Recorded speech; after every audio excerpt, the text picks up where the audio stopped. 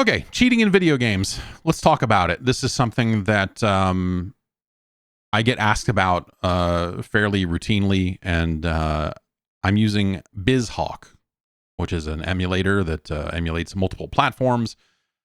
But basically the concept is the same. For me, game cheats goes all the way back to the Game Genie. When it comes to cheat devices and cheat codes of this nature, the Game Genie for the NES was a little different than what we're using here. Well, you know, these tools are versatile, but basically back in the day there were two basic formats for cheats for games. The NES version of the Game Genie, you would edit ROM. You would edit the program itself. And so the codes would change values in the ROM itself. And so that's why it's a lot of stuff like start with 9 lives. That's a common Game Genie code as opposed to infinite lives because of the way they were doing it. Now, simultaneously, or, you know, in the not too long after this, there was another device that came out of the UK called the Action Replay that became the Pro Action Replay. In the US, by the time the PlayStation came out, it was known as the Game Shark. And the Action Replay method for a lot of this stuff is to edit RAM and to freeze values in RAM. Now, that is the version that I am more familiar with. That's the version you sort of use to make your own codes. Yes, there is an Action Replay cartridge for the Commodore 64 as well. Yes, you can freeze values and do things of that nature back then as well. And so when you are editing RAM and freezing values, what you are doing is saying like, okay, the number of lives I have right now is stored right here and it says 3. I want to freeze that number at 3 forever. And so the minute it drops down to 2, the Action Replay or the cheat device or whatever you're doing goes, no, that's not a 2, that's a 3, dog. And it changes it back to a 3. So you effectively never lose a life. And so I think about cheats as in that method of just like, okay, you're taking a number and you're trying to freeze it somewhere to prevent it from going down. And that's when you extrapolate that out of just like raw numbers in the game, you can start to attack different parts of the game. Now, I am not a full-on expert at this stuff. The people making cheats in Cheat Engine for modern PC games are doing a lot more than that to make their cheats work. There are way more elaborate things you can do. So I am just going to kind of give you this insight at a basic level that will hopefully kind of get you started down this road if you so desire. And hopefully it all works. Let's see here. So Super Mario Brothers. Let's look at it. We have 3 lives. So what we're going to do is we're going to go up here. We're going to click search in the RAM search window up here. As my mouse, okay, yeah, you can sort of see. Okay, sorry. I already screwed this up. We're going to hit new. We're looking for a specific value, and that value is 3. So I'm entering the number 3 into the specific value box. Now I'm going to go over here and hit search. It's going to only show me values that are currently 3. We know that one of these addresses is where my lives are stored. We just have to figure it out. And the best way to figure it out is to change that number. So as soon as we unpause, we see that a lot of those addresses have changed. And so we can go back here. And so we have a lot of different tools at our disposal here. If you look in the upper window in the RAM search, we can say, okay, we're looking for things that are equal to, we're looking for things that are not equal to, so on and so forth. Some devices like Cheat Engine, for example, has a thing that says like, show me values that have not changed or values that have changed. So in some cases, you're not going to know the initial number. Like if you're looking at a life meter, you don't know what that translates to numbers wise, right? So you have to look at the life meter, and when it goes down, you can say, hey, this number has gone down. This number is less than. And you can filter it that way. So Bizhawk does it this way. Cheat Engine will do it a slightly different way. These are the built-in cheat tools in Cheat Engine. So we already know that these addresses that have changed over here are not part of our thing. So I can go in here and I can just manually remove them. because we know that they are not a factor. And we know that this one is also not a factor. So we're down to 3 addresses. Which one's the right one? We'll die. You see that that one has changed from 3 to 2. Our second address in the list there. It's gone back to 3. Did we break it? Oh my god. Did I fuck this up already? It's entirely possible.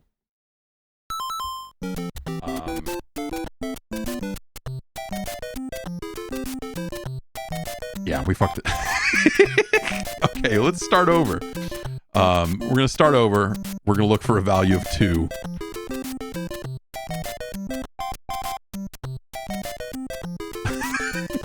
Sometimes you guess wrong. Sometimes it'll be like, oh, you have 2 lives, and it goes from 2 to 0. And sometimes games will count differently. And maybe I fucked this up in a different way, but maybe I removed the wrong address.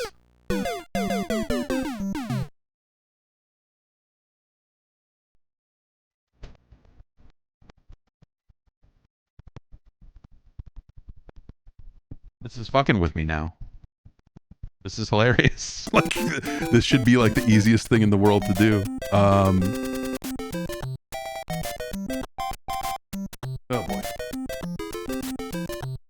Okay, maybe I'm hitting the wrong search button here. Okay, sorry. We're gonna look for the number 1. Here's your expert tutorial. All right, we're gonna search for a specific value of 1. Then we're gonna reset the game. We're gonna start it again. We're gonna look for a value of 3. Value is still 3, so I can click it again to eliminate these ones that have changed. Okay.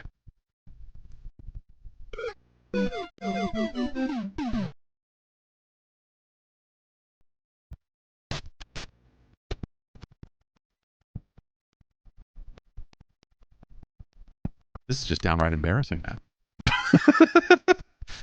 I'm not sure. Okay. I'm not sure what I'm doing wrong here. This is silly.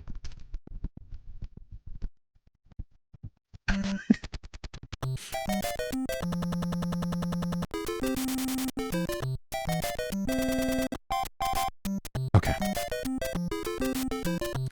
We're gonna hit new. We're gonna try this again.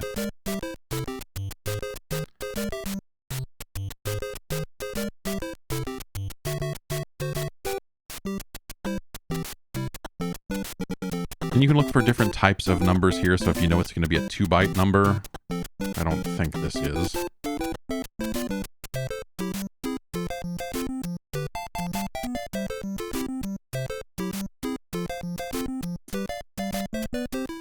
We're going to try a different game here.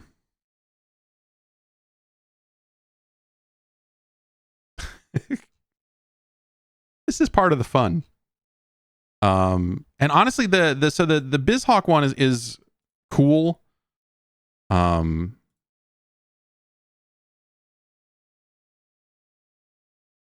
Because it's very versatile, but it's also the one I'm not as familiar with it as some of the other ones, so maybe I should have started something else. But like generally you want to go with like numbers. What would be a good like number sort of thing to use? Let's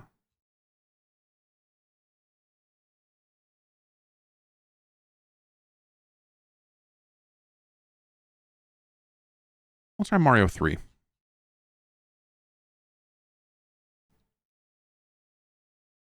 if we have any better luck there. It's very weird. But yeah, like you're supposed to be comparing it to previous values and that sort of stuff. And I don't know why that's not working. Okay. Our windows got all fucked up.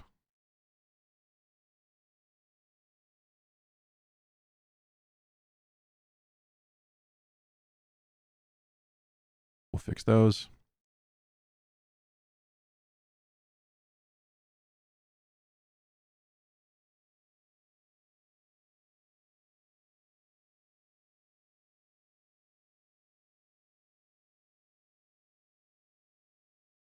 Okay. Cheating in video games. I'm gonna try this again. I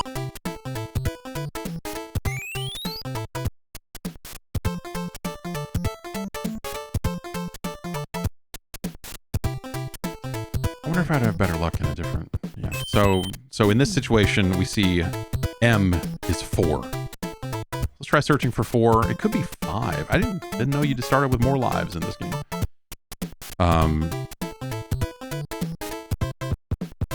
Okay. New.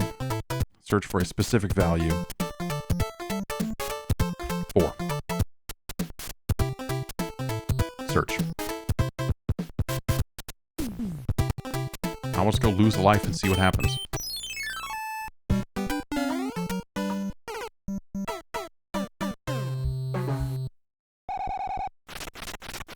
So you see here, this value has gone from 4 to 3. 0736. We're going to double click that.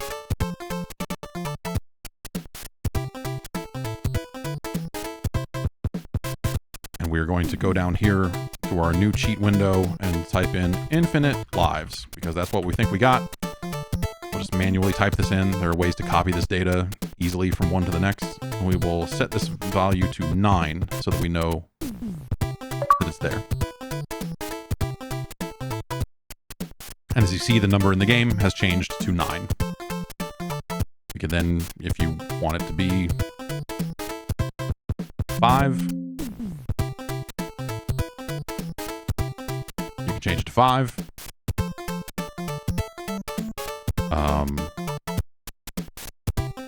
This is also why the softcore achievements exist on Bizhawk, because in softcore mode, you can do all of this stuff. They shouldn't even have a softcore mode. It should be hardcore only. We can go change this to 99, I guess, if you were... how about we change to FF? And now it's just gone. You know, these are hex numbers usually, so you can go like, I don't know, what, like A3. It'll show as 99. But really, since we're locking the number, it doesn't really matter, unless you just want it for show. And so now we should just be able to go in and die, and it should stay at 9.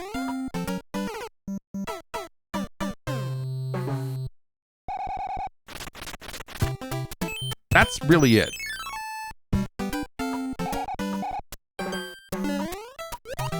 Some games will behave weird when you put in numbers that are too high, because they're only meant to track 2 digits, or, you know, they're only going to go up to hexadecimal FF, which is what, 255.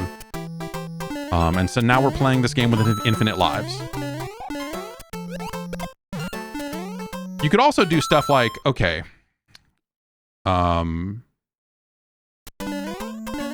well, we missed that, but like you could also say, okay, there's probably a number in the game somewhere that is tracking Mario's state in terms of, is he super or not? And in some games that will be as easy as a yes or a no, or a 0 or a 1, right? Where you can just say, oh, if this number in memory is 1, then he's a super now. Whereas if it's 0, then he's small. And so you can freeze that at 1, and in theory, always be super. In this game, the state is a little, you know, probably a little mucked up because you've got his other suits and stuff. So it might just be like, hey, if it's 2, then he's Fire Mario. If it's 3, then he's got the Leaf or whatever. So we could go in and start looking for those numbers. And basically, like, you kind of narrow it down. And see what you get. And say like, okay, so a great example is, let's go back to Mario 1 and see if we have any better luck there with this other one, because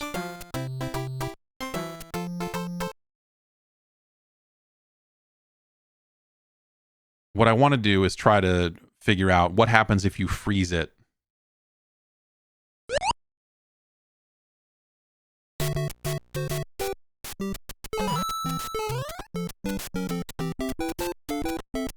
So what we'll do is we will get super.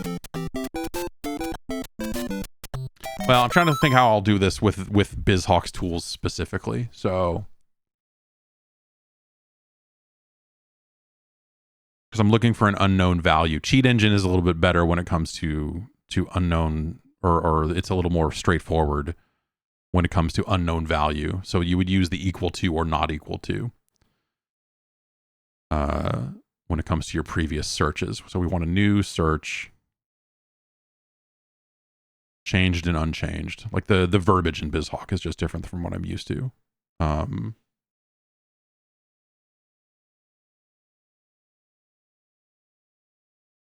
we're not looking for a specific value. We're looking for previous value. So what we want to do is, we can hit this a few times just to eliminate some of these things. You see these values are just changing all the time here up here. You just say, oh, okay, it's just equal to previous value. So things that have not changed. And so you can mash this and remove some addresses real easy, like if you want to do that. And so, you know, we can move around, we can jump, we can hit the buttons to cause changes, and then hit search again because we know the thing we're looking for hasn't changed. So now what we do is we go and we get super. And so now we know what we're looking for has changed. Right? So basically now it's going to eliminate a bunch of additional addresses there. So we can do this, and basically we can go back to equal to, because now our state hasn't changed since the last search, and we can start to narrow this down and narrow this down, assuming I'm doing the logic right. And then we can go get hit. I should really turn on inputs when the window's not focused, because that would make this a lot easier. So now we know that our value has changed again. So we go previous value not equal to, we search again. We're starting to narrow it down. We're narrowing down something. So we don't really know what we're going to, you know, ultimately, we don't always know what we're going to get here. Previous value equal to, so we'll eliminate these ones that are just flipping out and doing stuff. And then we'll go a little further and try to get super again. I saw one value change as soon as we hit that.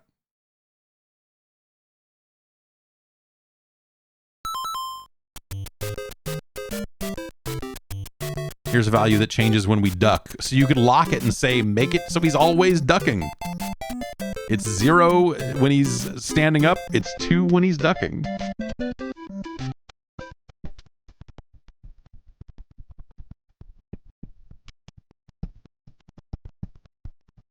We have frozen. Okay, let's see. That value is frozen at 0 right now. We can still crouch. Let's change it to 2.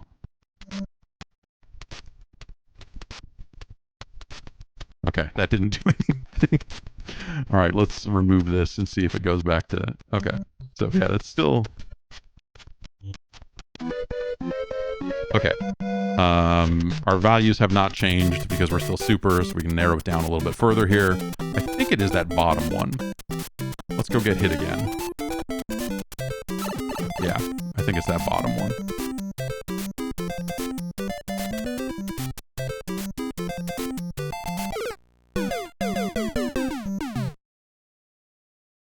So let's add that address to our address list.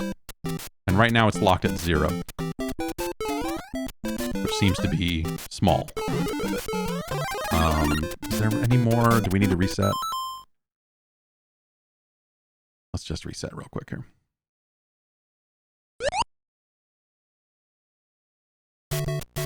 So in theory, and I just like testing these theories sometimes. Okay, it may be big. So maybe we've not found the right way here. We've not found the right method.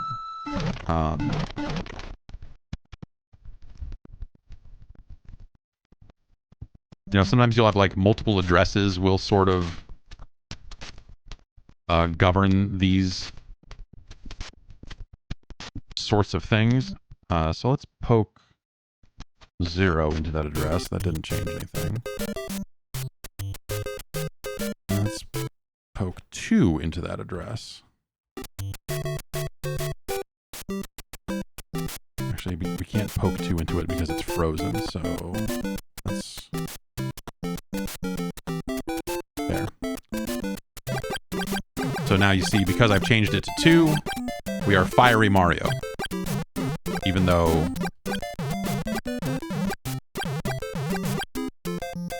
we have not collected a flower.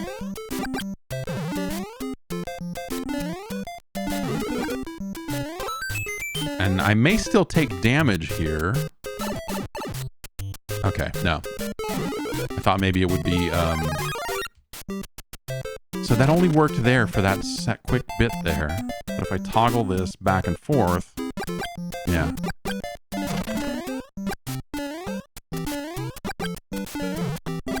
So now you're like, okay, well, if we put 2 into it and it made us fiery, what if I put 3 into it? Fuck, I don't know.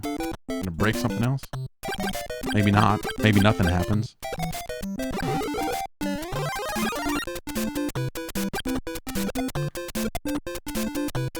You could also use this for like, am I invincible, yes or no? And you'll find multiple addresses because there'll be like, one will control the visual effect and one will control the actual invincibility state. Or like, while he's invincible there and blinking, you could try to search on that and say, now it's what we're looking for, now it's not.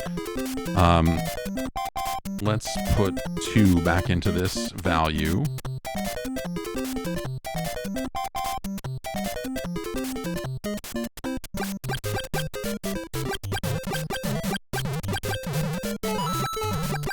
And so now we are small fiery Mario, and we didn't even have to go jump on a axe the right way.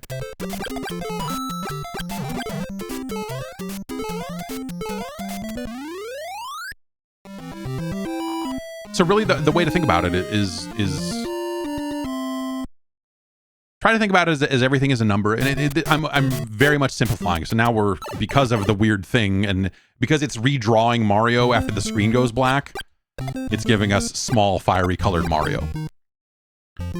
You know, because his graphical state doesn't necessarily change until it has to black out and redraw. So now what will we get? Nothing, because we're already fiery. We can't, can we break blocks? That's a question worth answering. Well, see, that didn't matter. We lost our... Yeah, because it thinks we're... Now if I get hit again, it went away last time we did that, but... So now we're back to small fiery Mario. We can't break blocks. So we'll still die. We're not, like, invincible because... Oh, no, I suppose we are. So we've also happened upon kind of a backdoor invincibility here. Because he'll always... Well, you can still fall and die. Obviously, you would still lose a life there. But in terms of enemies and hits and stuff like that...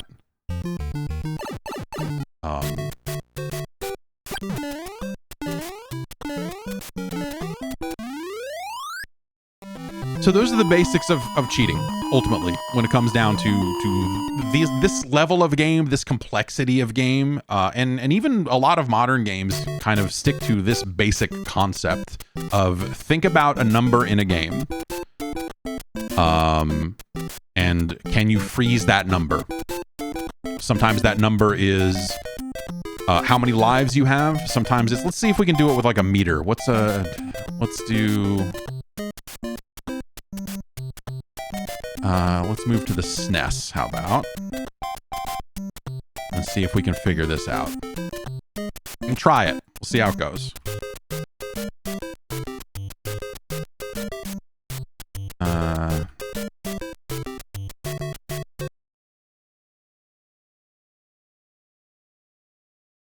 We'll probably have to reset our windows again. No, we kept them? Okay, good.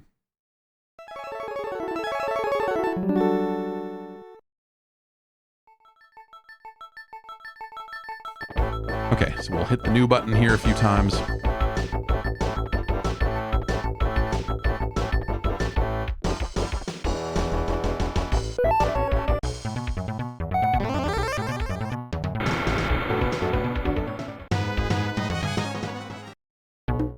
we're going to look at Ken's life.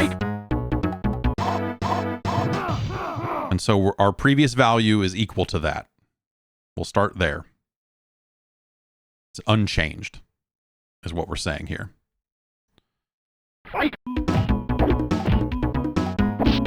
Now it's less. So we'll go over here to our RAM search window. We'll click on, it's less than the previous value. We'll hit search again. We're already getting there.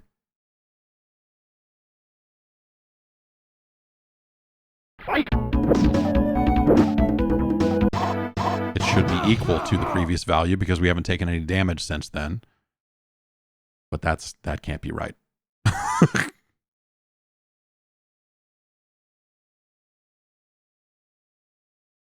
Because that value is unchanged. Maybe I screwed up and... Okay, we can undo, which is handy. So let's just take some very dramatic damage here.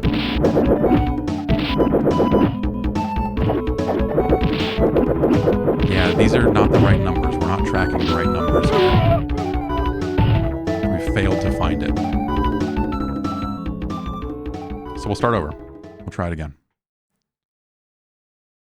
Round 2, fight!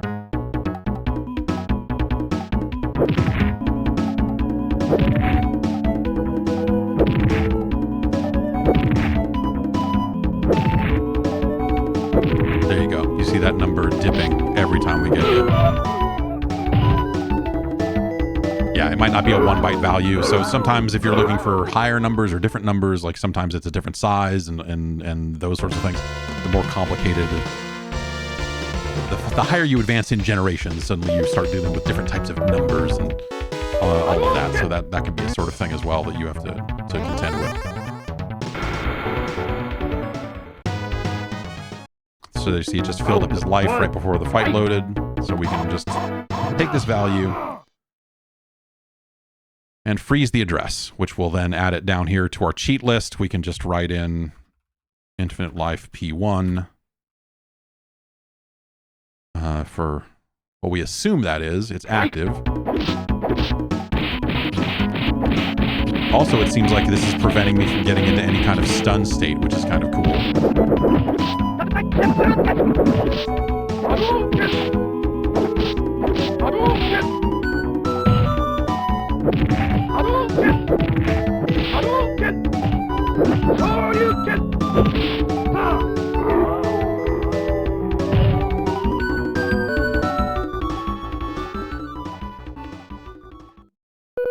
Sometimes this is a thing you need to contend with. We'll see. Okay. Sometimes sometimes games that have like an end of a round countdown of your timers or of some number that you're freezing, if you've frozen the number, it will count down forever. And so there may be situations where you need to turn your cheats off temporarily to cause the meter to drain so you can move on to the next round, and that'll be a problem in some games. But you can usually just disable your cheats and move on from there. I briefly ran a website for MAME cheats.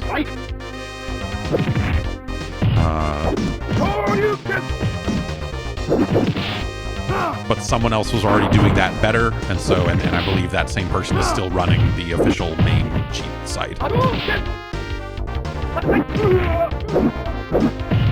But yeah, things like timers, things like life meters and such. Like Big Bang Blitz in the chat says the timer might be to do that. I don't know if it will because you don't see it physically counting down the timer, so it might just say time 99 and give you the bonus.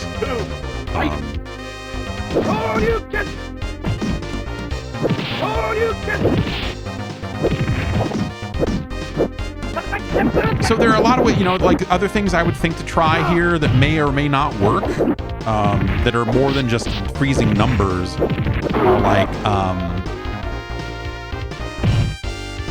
there's a number in there somewhere that determines if you can,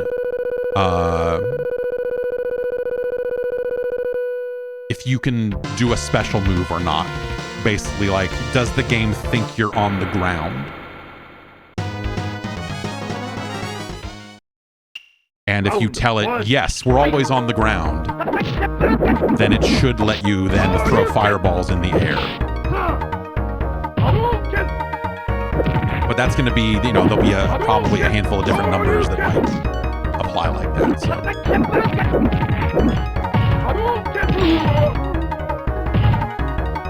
And so we're basically able to just like cruise through this game with these cheats. The MAME cheat system is pretty similar to this in terms of just like taking a number and narrowing it down. This was something, if you wanted to do this on the Game Shark on the original PlayStation, you had to go get like a parallel, like it had a parallel port adapter on the back of the Game Shark that you would have to plug into the PC and then run software on the PC. I had an action replay cart for my Genesis that was imported, and it was pretty awesome. Round 1, fight! At the time, because you had a button on the cartridge. Basically, it was like you would hit the button and it would bring up effectively a cheat menu, and you would tell it what you're looking for, and it would narrow it down and eventually save it to memory and stuff. And so, you know, the Game Genie, they didn't let you make your own codes for that. They sold you subscriptions to quarterly books full of cheat codes, and whatever games they decided to make cheats in or not, that was what you got. And so it was hard to find more than that. I love that it's just, we have also eliminated. It's not letting me like, so I think when I get hit, I don't think it's necessarily always letting me attack afterwards, but it's pretty good.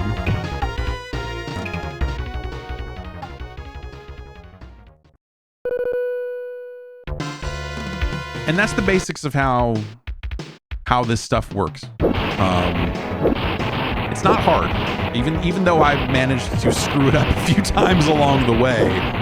It's not very difficult to do. And of course, the other thing I'll say is that if you're cheating at games in emulators, like gamehacking.org or whatever it is exists, and it's full of cheats. So you can, you could just go punch that stuff into this. So, you know, you could always just load up the cheat thing and enter whatever address you need to and punch in whatever here and get what you need to do. So we'll go look at this game on gamehacking.org.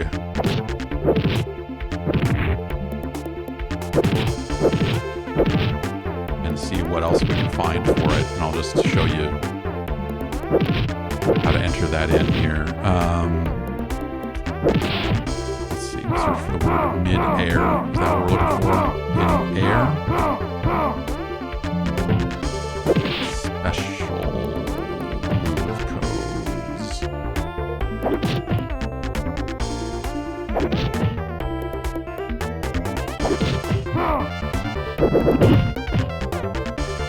Easy specials. No, I want to do them in the air, man. All characters can bounce off the wall like Vega. That's kind of neat. Okay, here we go. Round 2, fight!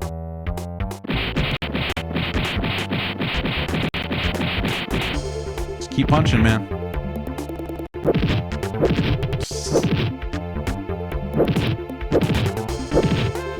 Okay, we'll hit the code converter here.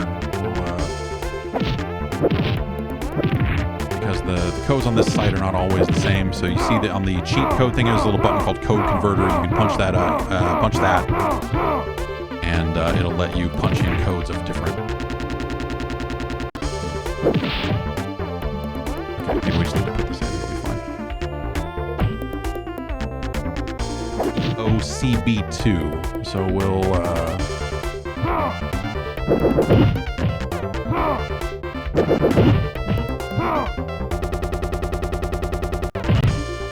clear that form there.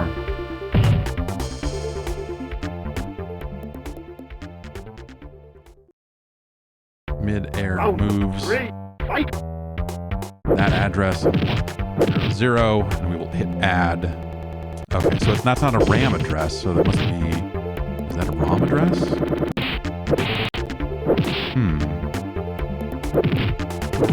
Well, let us add it in the APU, but that can't be right because that's probably sound, right?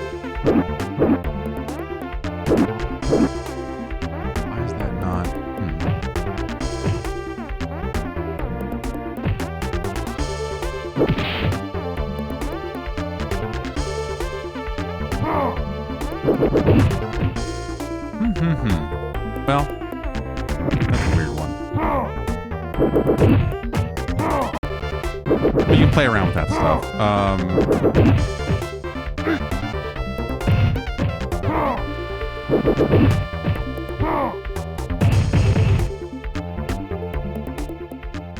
This was Street Fighter 2 for the SNES was the game that made me want to, like, I was getting online and entering cheat codes that Game Genie codes and stuff like that people were just posting tons of lists of them online that did all this stuff. Like, you could play as the bosses in this game, which was not something you could normally do.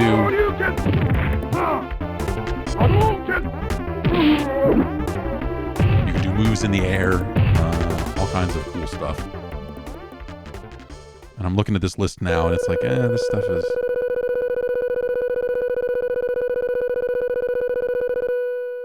Let's try...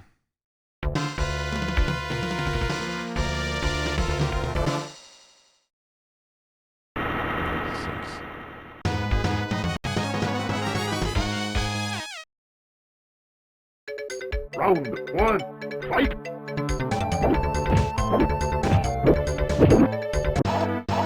Let's enter this for real here. So we've got, it's a 2-move code over on gamehacking.org that seems to be the code for midair moves. So it's that with a value of A6. No, that's not a... Huh. Weird. Weird, weird, weird.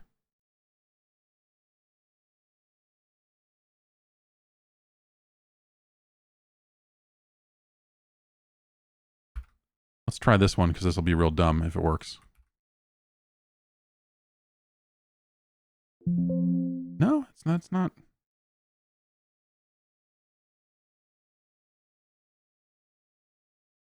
Okay.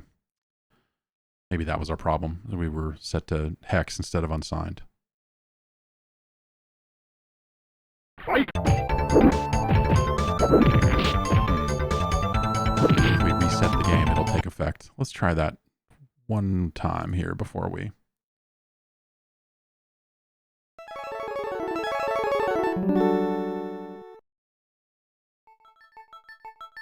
Forgot to enter the code.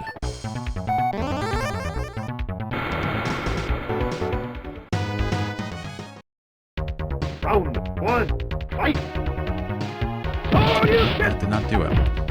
So this was supposed to be a jump height code, but it looks like that doesn't work. So let's see if we can find something else here that'll be fun.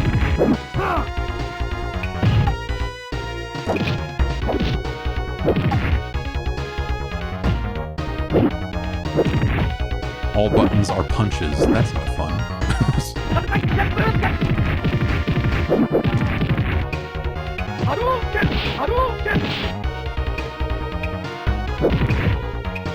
There's a Game Genie format code for mid-air special moves. So let's try that. We'll go into the code converter here.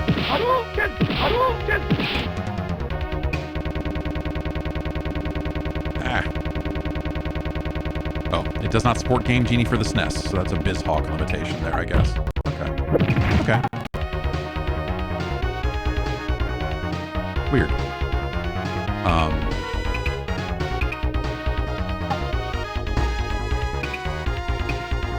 Oh, did it just... Something we entered just caused it to soft lock, so we can watch this stare down for the next several hours, and that's a good time.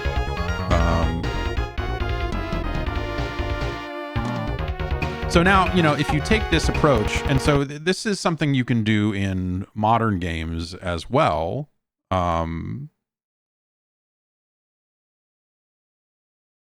Depending, right? I mean, more and more games have anti-cheat measures and things of that nature. You don't want to do this in online games. It's not, that's certainly not,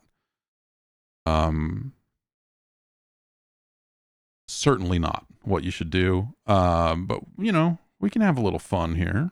What do we say?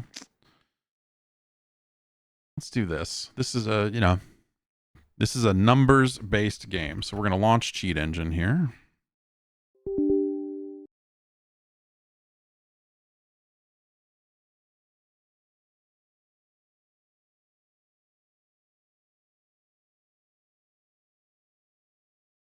And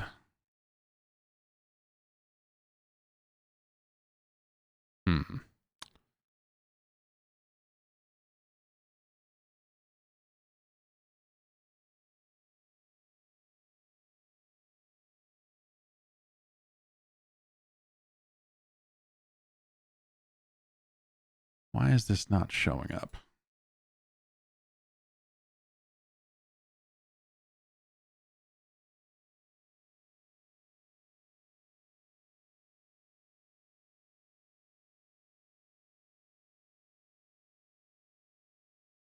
We'll do it this way. So this is a game called Unnamed Space Idol. And these games are great because they're all numbers. We'll shrink it down a little bit. And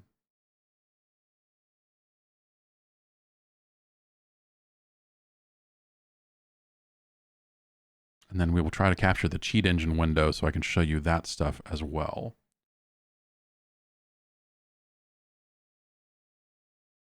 Here we go. So this is the same basic concept.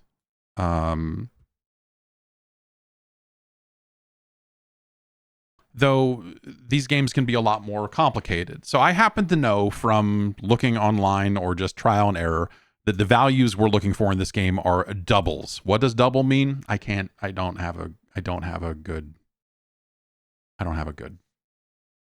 answer to that. But in terms of just like simple stuff, but not always simple numbers. Let's look at this number up here. I can make it so it captures my mouse cursor, can't I? Yeah. There.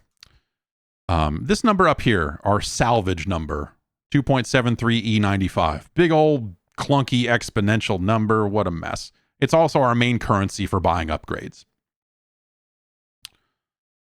So we'll go over to cheat engine here, and we're looking for a value between. So we're gonna, because these exponential numbers, there's so much rounding and all this other stuff involved that you're better off just starting with something like, okay, I'll go 2.7 E95 to 2.9 E95.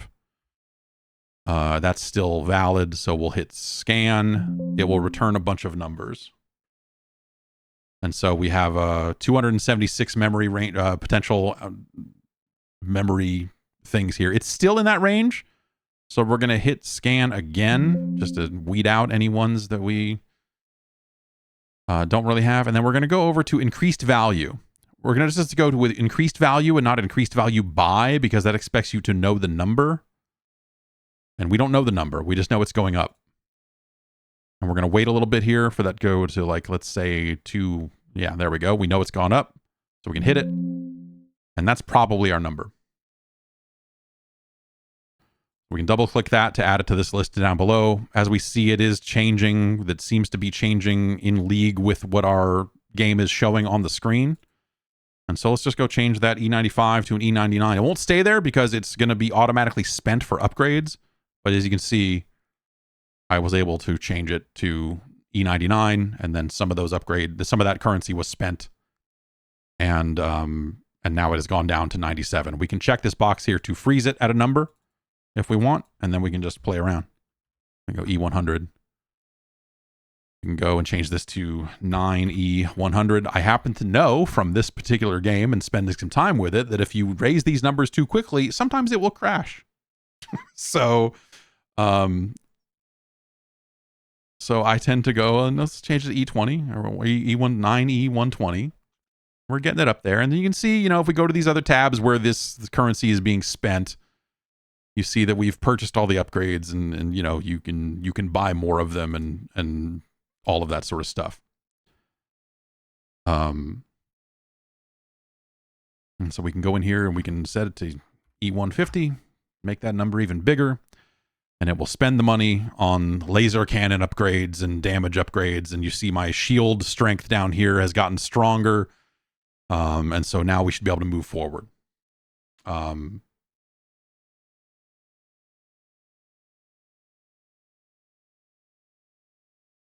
So yes, Bryn is suggesting some stuff that I have not spent a ton of time getting better at it than this. But yes, there's like what accesses this address, what writes to this address. And so there's a whole debugger you can use, and like I have not messed with that. Because the problem here with what we've done, the catch of what we've done here, is that these addresses will change every time you boot the game. And so you can save these files out and be like, oh, this is my cheat file for this game, but the way I've done it here will not work the next time you boot the game, because all of these memory values will change. And so the people that are making cheat engine tables and sharing them online are looking at offsets and figuring out like, okay, this address is this, and this is where it all lives in memory, and it's offset here to here to here, and they will build the tables that way. That's just something I haven't learned yet, and I don't know where to go to learn that. But you know, you're basically kind of looking a layer deeper. But usually when I'm doing this, I'm just doing, and you know, like it took me how long to do that, you know?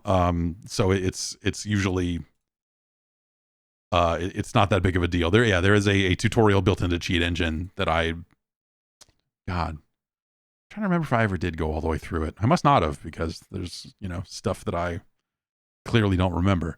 And so basically, you know, like I said, you can get in here and raise these numbers and it'll buy another batch of upgrades, and you'll see my shield strength there going up because it bought all those shield upgrades. And now we can move this ship forward and see if we have enough shields to beat Sector 90. Probably not.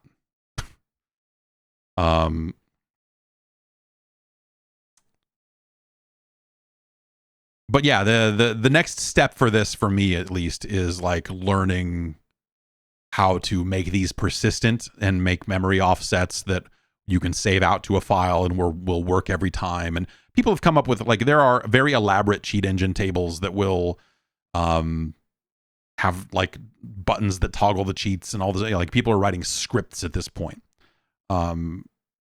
But I think like it's kind of the fun of idle games in a lot of, well, it's not maybe not the intended fun for idle games, but yeah. See, we were still not strong enough to beat Sector 90. So, you know, what could I do there? For this game in particular, you know, brute forcing more currency only goes so far, because we've topped out our upgrade tree. There's like, you know, the cheats only get you so far. We could do things like we could search for these shield numbers and we could try to freeze them. You know, you could lock the shield value at you know, something higher than infinite or whatever, and then just kind of cruise through the game.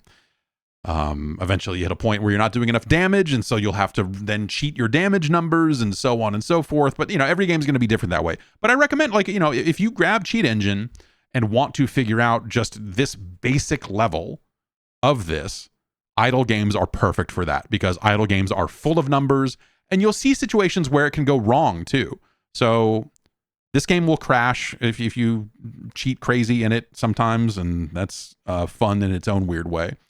I'll load up the other idle game I have completely broken and now is like beyond repair, is a game called Tap Ninja.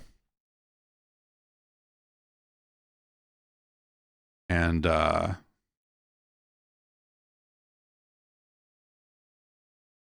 here.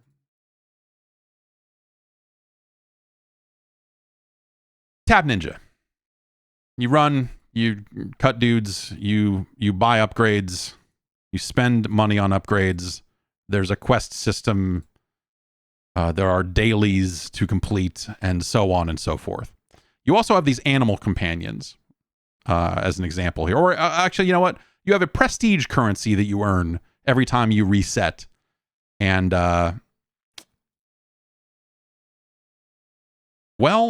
have an elixir that you earn every time you prestige that you use to fill out this tech tree.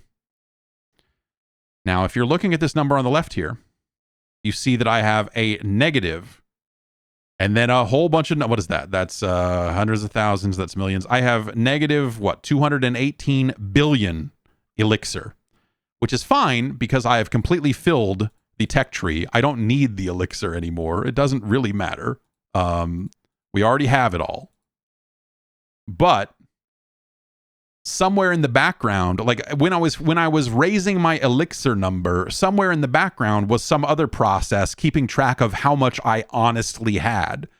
And so when I unfroze the number and all of that sort of stuff, it reset to what the honest elixir number is, which, because I spent all this fake elixir when I was cheating, became an insanely negative number.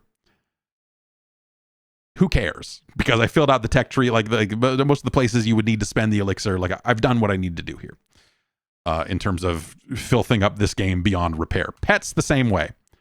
Pets hatch out of eggs in this game. Where's the eggs? Where's that? Where do they hide all this stuff? Is it? No, it's not there. No, it's not there.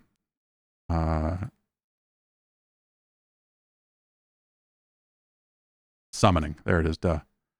You see that I have negative 2,331 eggs. In another 4 hours, I will earn another egg, and then I will only have negative 2,330 eggs. So those are the sorts of situations you can get yourself into when you're just cheating at the basic level way that I do it. Is sometimes the games will, you will grab onto one address but not the other, or whatever, and you can potentially, like, this is fine. I don't care.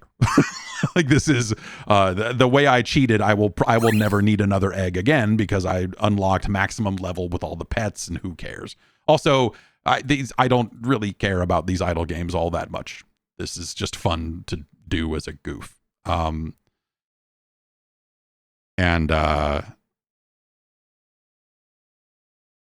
So it's fine that I have negative thousands of eggs, because I will never care about eggs again. And even if I had to care about eggs, I'm going to uninstall this game anyway, because I'm done fucking around with it. Of course, there's always more to do. And so you can go find tables for popular games that other people are making, and that's probably the easiest way to engage with this stuff. Is there are people out there way smarter than me that are making way more elaborate tables. And so forget about Tap Ninja.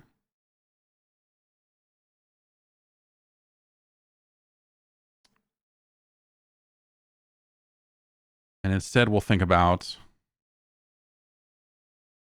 a newer game.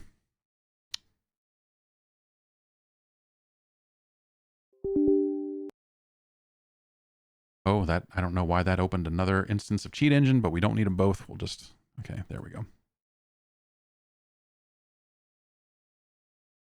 Okay, we'll need this window over here.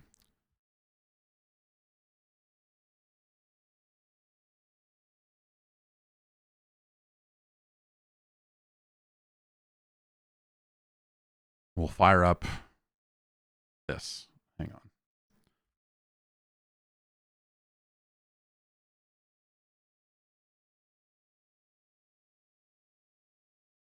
Horizon Forbidden West Complete Edition. It's complete. We'll go over here. We will attach to the appropriate process. We will load our game up here and then pause it.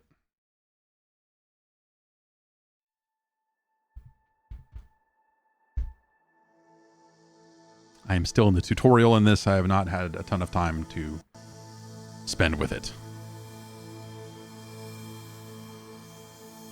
We're doing window capture here, and obviously it's a smaller, so I know this might run shitty. Scan the area. It might capture poorly. Looks great here. So, gosh, what can we do here? We'll hit initialize. We'll go to scripts, player and vulnerability, weapon infinite ammo, I guess. Why not? Weapon always charged. I guess we could do that. Let's start there. We don't really need. too much here. What's this? In fact, we might not be at a part that has a ton of combat right here, so we may have to play a little bit more. Whoa. Good morning. I'm Oswald Dahlgard, and it is my pleasure to introduce you to Farzina. This is a neat game, but I don't know that I am interested in playing through it. You know, like I said back on the podcast, I played through about 2/3 of this game, or some big chunk of this game on PlayStation, and enjoyed it, but got to a point where I was like, you know what? Like, I don't want to do this combat anymore. Like I'm getting bored of it. Like I found the progression to be tedious. And this game has a ton of accessibility options and difficulty settings that, like, you could definitely tweak it in different ways to make it more palatable. And so, like, the need to cheat in a game like this is pretty low, I better scan the area in the grand scheme.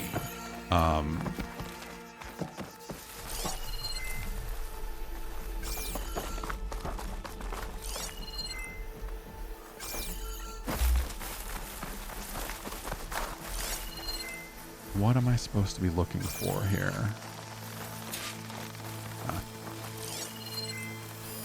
Oh, I might be able to get up there.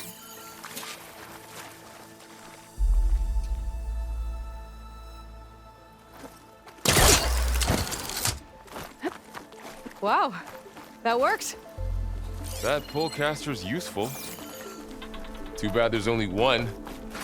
Don't worry, I'll find you another way up. Loser.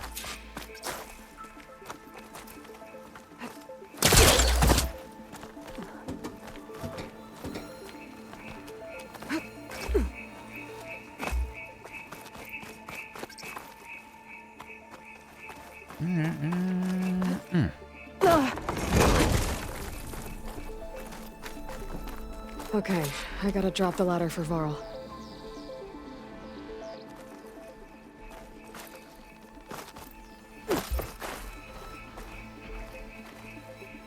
There you go, Varl.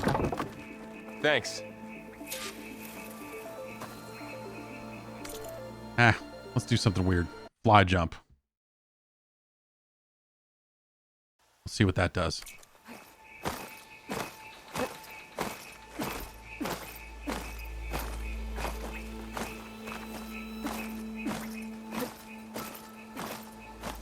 So depending on the game, and you know, this is something, obviously this game is a very new game and is very modern and is probably pretty complicated when it comes to this stuff. But like conceptually, you may find in some games, older games, that doing this is just as simple as like looking for the math around, am I jumping yes or no, or am I in air yes or no, and freezing one value that then tricks it into thinking, yes, you can jump again. Even though you are in the air, you can jump again. And there's probably another cheat we can use to, because it's, you know, it's not letting us kind of land on this ledge this way.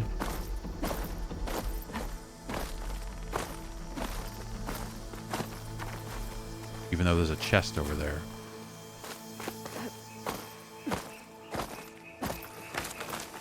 There. Well, we almost.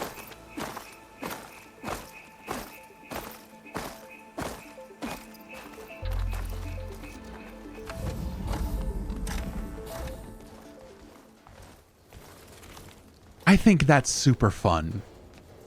You know, and I would certainly would not recommend doing it for games the first time through, and all of that sort of stuff. You know, like Homo sapiens. Us. At some point you really are kind of cheating yourself out of an experience by just doing this to games. But you know, in a world where, gosh, in a world where there are more games than time, and there are plenty of games that I think a lot of us just walk away from unfinished and just go like, man, whatever. There are definitely times where I've gotten to a point where the game that I've been like, I'm done with this game. I'm either going to stop playing it, or I'm just going to cheat my way through it. And I think that's fine. And, you know, within reason, you know, if a game has multiplayer aspects, most multiplayer games are going to have anti-cheat stuff in place anyway that will prevent you from doing fucked up shit. But I think there's, you know, multiple reasons to cheat in games, whether it's like, oh, you know, it's just fun to pick it apart, or like, hey, you know, as you're being able to jump anywhere, like, is there anywhere weird you can get to that you're like, oh, clearly a player was never supposed to see this? Like, are there interesting weird things about the engine, or things that you can uncover just by something as simple as this? The wilds have really grown over this place. Something as silly as this. You know, this game still has plenty of its barriers and stuff, and well, we somehow made our way up here. And this is not a good place to stand. That seems pretty broken. Oh, how do we... I should be able to pull that thing out of the wall. Yeah, okay, there, thank you. Tap triangle to equip this thing.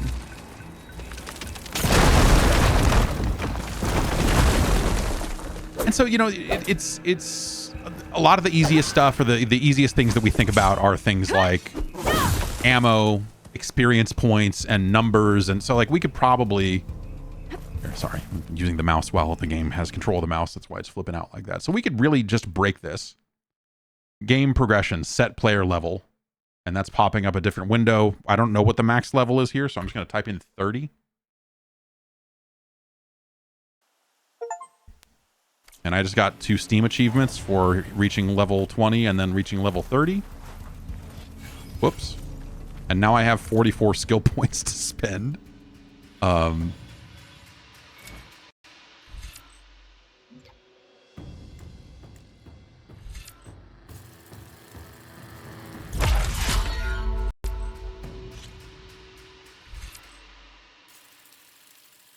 And so, you know, you can kind of fake your way into a new game plus scenario or something, right? Where you're like, oh, I can kind of start the game with every skill unlocked. That's weird.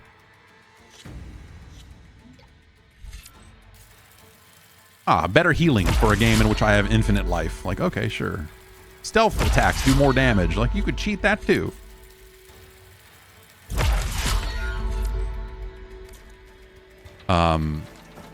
Deeper into the creepy ruin we go. A lot of this stuff can be pretty one way. What is that? So, like, I probably, like, if I set myself back down to level 2, that might be broken. That might fuck things up in a unrecoverable way. In fact, my save might now be totally fucked because I made myself level 30 in the beginning of the game. There could be progression later on that is built around you leveling up normally that is now totally broken. Like, you do have to kind of think about that and back up your saves and don't do anything too crazy unless you're backing up your saves. You take the left one. I'll deal with the one on the right. Okay. Okay, so we should have turn on player undetected.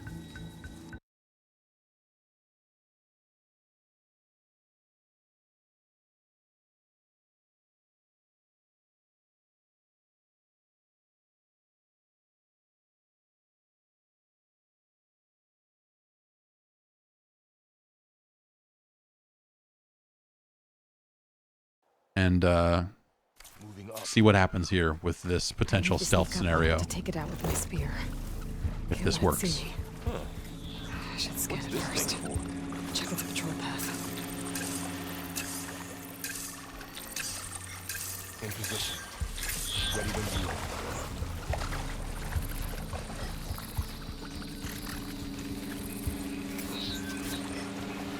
That's neat. This is fun if you're like a photo mode person too, probably. You know, you're like, oh, let's get some really weird pictures from someplace you're not supposed to be able to be on the map or something, you know? Gotcha. Mine's down too. Video games are cool. Poking at them like this, I think, is super fun as well.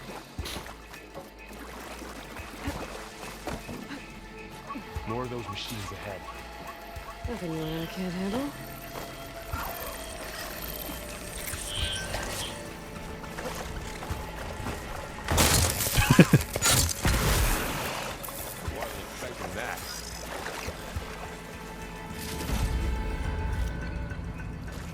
Where'd the other one go? Oh, did he get it? Okay.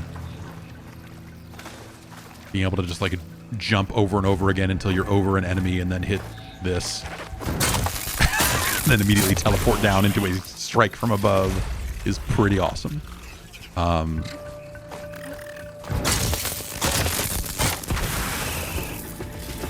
them all. But again, you know, I've been meaning to mention. you are trivializing all of the content and intended gameplay experience of the game. So I know. just Didn't have a lot of time to shave when I was trying use to it catch up to you. judiciously is what I would Don't say worry, when it comes it's to not this stuff, permanent. because it can be very tempting Sorry, my to cheat whiskers too affect early in a game. anointed. And then you really have just kind of like fucked it up for yourself a little bit. Light's made its way in here too. So like I said, I usually wait until I know I'm done with a thing. Either I've finished the game and I like it so much that I want to keep poking at it and doing weird stuff, or I've just like I've hit my limit and I'm like, you know what?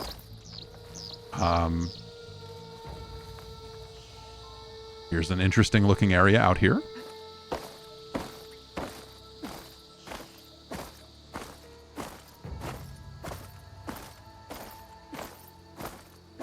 Whoa.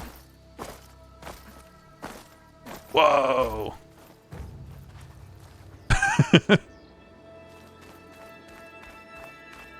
You know, the way the game's engine streams assets in, if you enter them from weird areas, it might not hit the trigger that causes things to draw in properly. You might find yourself on top of an area that you're not meant to be on top of, and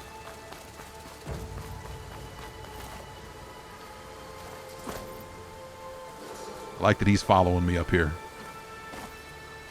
Oh, that's that we don't fall through that. That's potentially a problem.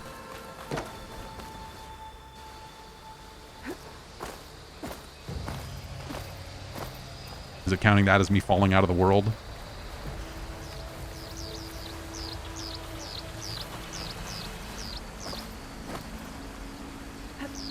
A lot of invisible walls out here.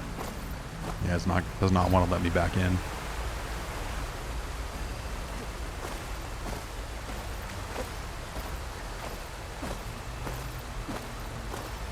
The shadows as we get up here too. Yeah, I don't. It's fun to screw around with video games. That's all I'm saying. Some people get really weird talking about this sort of stuff. I don't really know why. It's there. We found our way back into the world. Hey, what's up?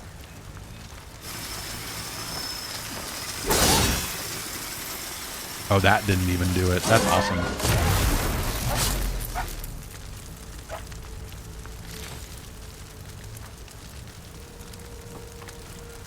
And, you know, I'm kind of sidestepping.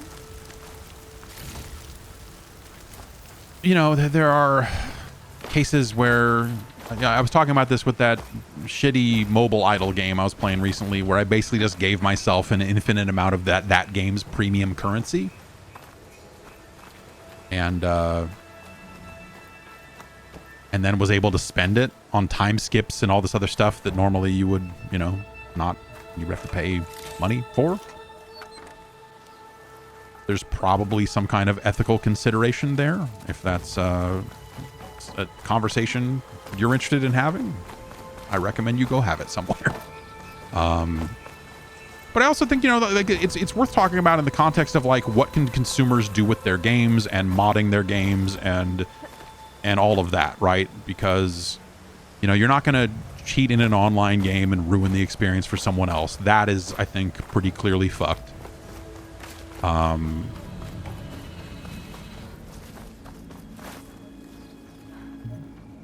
But if a game is like Dragon's Dogma, for example, which, you know, it does have kind of an online element to it, so it's maybe on the fence if you are.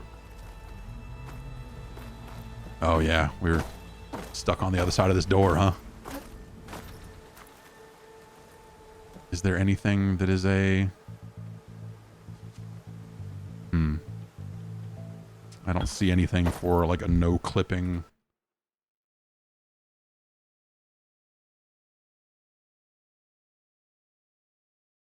Yeah,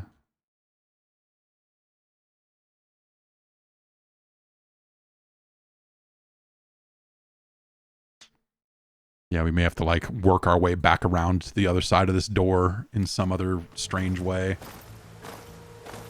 to trigger whatever cutscene needs to be triggered.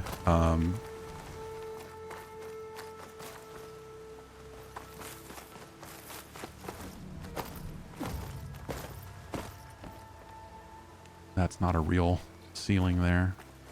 Maybe if we walk back outside, we'll figure something out here. Is that? Here it is.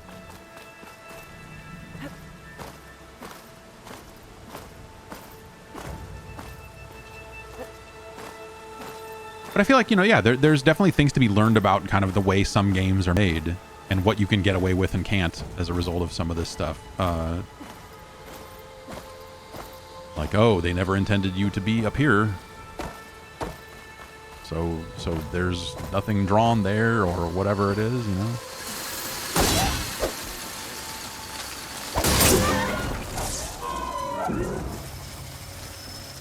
It's not even giving me the stealth kill prompt here. We're in a state here. We're in a weird state here.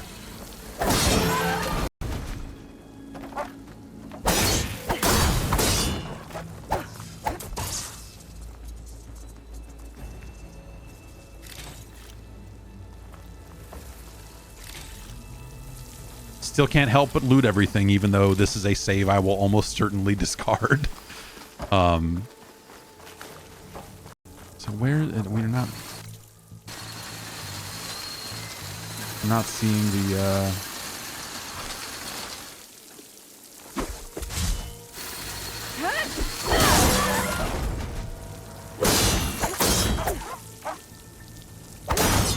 not seeing the marker of where I need to go in the world anymore. We must be somewhere real weird. I wonder if this is an area that you're not supposed to... Well, no, there's collectibles. There's materials and stuff down there. All right, maybe this we're is... in the clear. That's a big storm picking up out there. Okay. We found our way kind of maybe back on track.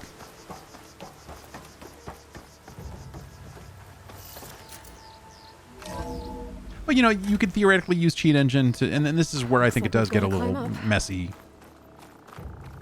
Of like, are you going to unlock skins that are, you know, like cosmetics that are meant to be, you know, and you wouldn't be able to use those online in games that use them and whatever else. So it's kind of like, I tend to view that as a victimless crime.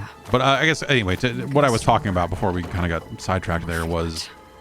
So the storms, the blighted lands, the rivers and lakes... Games are monetizing in so many different ways. And I feel like when you buy your game, I think you can do, as long as you're not hurting other players in a multiplayer setting, you do whatever you want with it.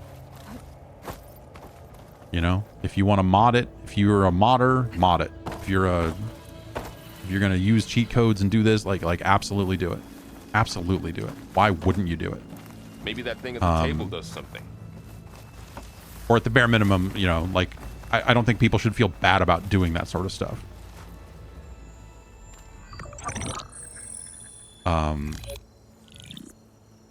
Onzu. Yeah, games used to just have cheats built in, and now they don't. It's sad.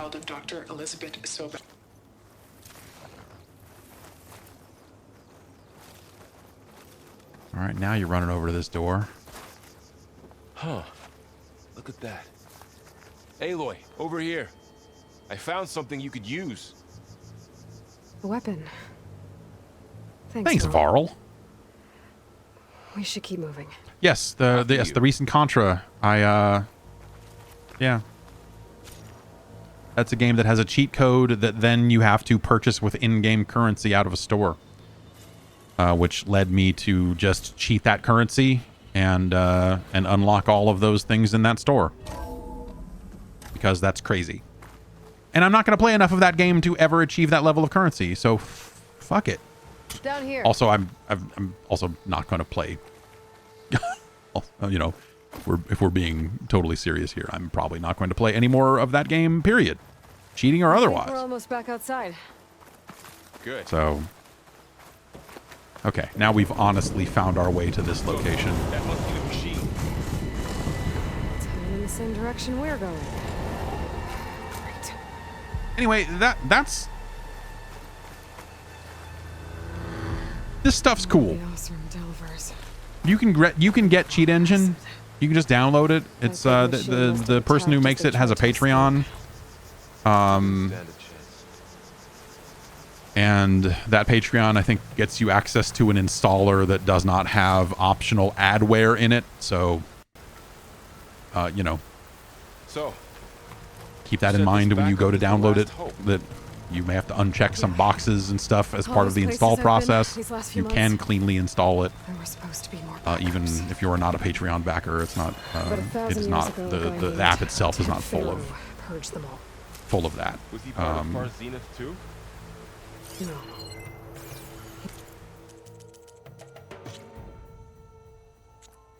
Yes, or yes, the source code is on GitHub. You could you could definitely always go compile your own.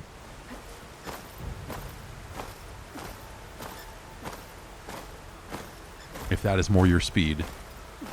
And have fun with games. Pick them apart. Do something weird, you know? Like I said, starting with idle games and emulators and stuff where the numbers are low and very visible on screen is very easy to do.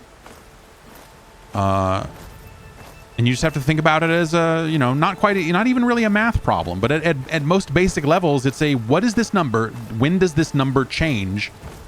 And I need to like say, okay, it changed. It didn't change. It went down by 1. It went up by 2. And going from there.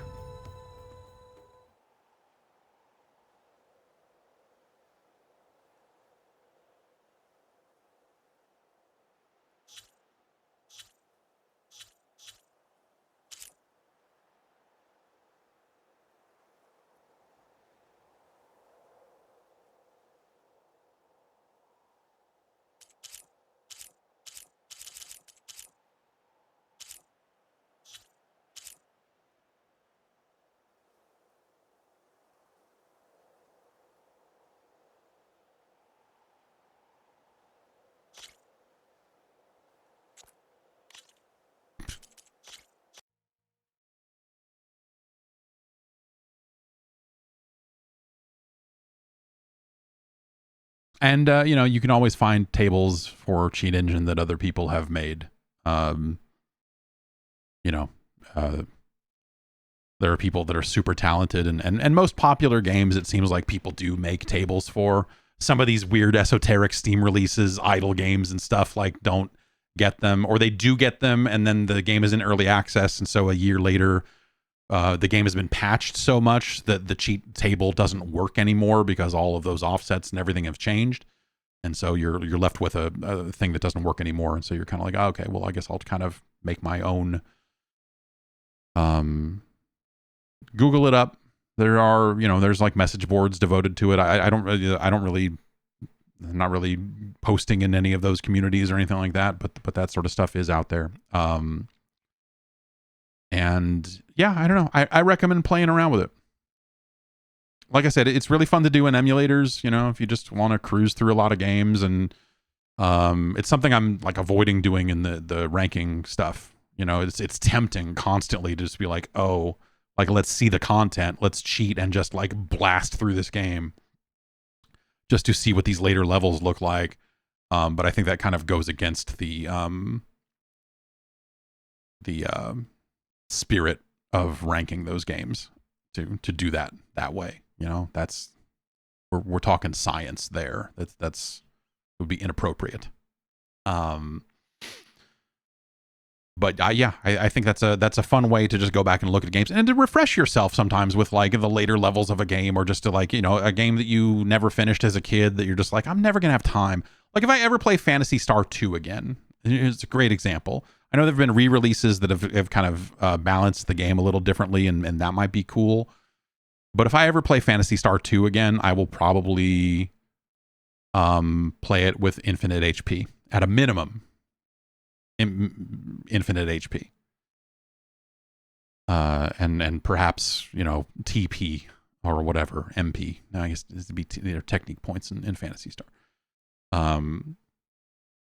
because that's just, it's just so time consuming. Yeah, Hide Lied, a great example of like a game that might be fun to just cheat in and play through that way.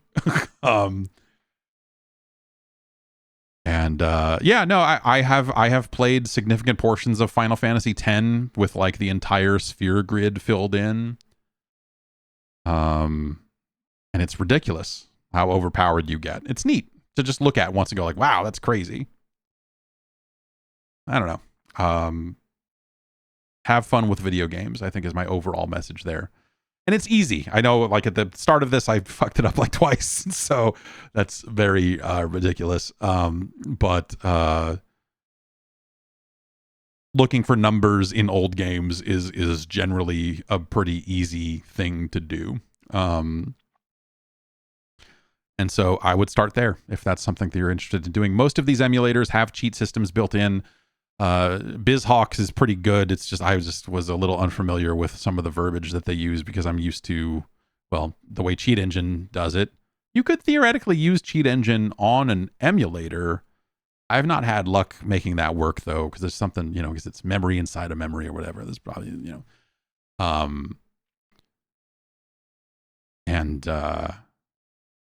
yeah, it's cool. It's a fun way to fuck around with your old games. And I recommend it. Like if there are old games that you're like, I would love to get back to this, but I know I'm never gonna realistically ever do that. This might be a way to just like kind of clear it out of your mind, right? And just be like, okay, yeah, I'm gonna cheat my way through the rest of this, and just kind of move on from there. So that's my recommendation. Until then, keep on cheating. Fuck playing by the rules. That shit is for cops. And I'll see you next time.